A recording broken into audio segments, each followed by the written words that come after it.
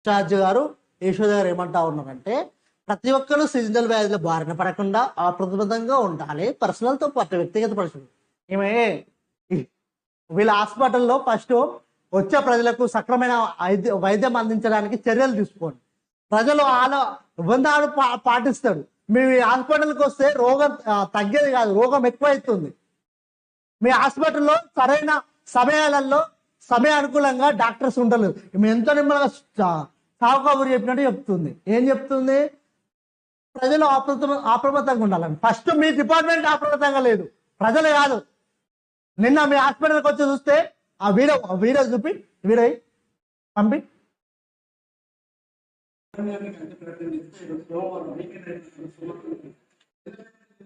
DCHS ఆయన room, ఆయన చేరు, 11 గంటల సమయం ఏరి